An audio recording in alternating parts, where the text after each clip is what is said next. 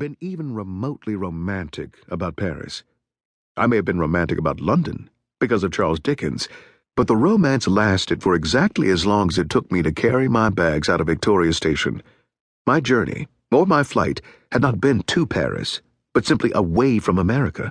For example, I had seriously considered going to work on a kibbutz in Israel, and I ended up in Paris almost literally by closing my eyes and putting my finger on a map.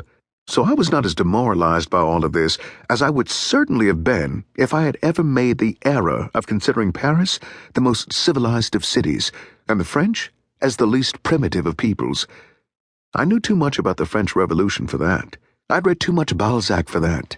Whenever I crossed La Place de la Concorde, I heard tumbrils arriving, and the roar of the mob, and where the obelisk now towers, I saw, and see, la guillotine.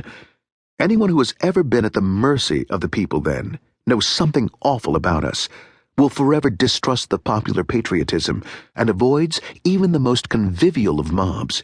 Still, my flight had been dictated by my hope that I could find myself in a place where I would be treated more humanely than my society had treated me at home, where my risks would be more personal, and my fate less austerely sealed. And Paris had done this for me. By leaving me completely alone. I lived in Paris for a long time without making a single French friend, and even longer before I saw the inside of a French home. This did not really upset me either, for Henry James had been here before me and had had the generosity to clue me in. Furthermore, for a black boy who had grown up on welfare and the chicken shit goodwill of American liberals, this total indifference came as a great relief and even as a mark of respect.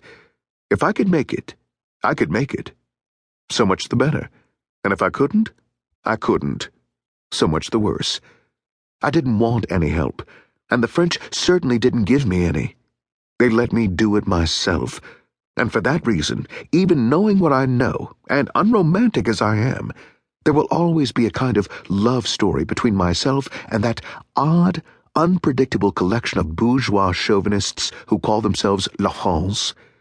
Or, in other words, my reasons for coming to France, and the comparative freedom of my life in Paris, meant that my attitude toward France was very different from that of any Algerian.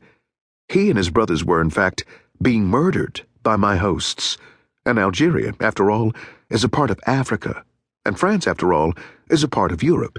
That Europe which invaded and raped the African continent, and slaughtered those Africans whom they could not enslave. That Europe from which, in sober truth, Africa has yet to liberate herself.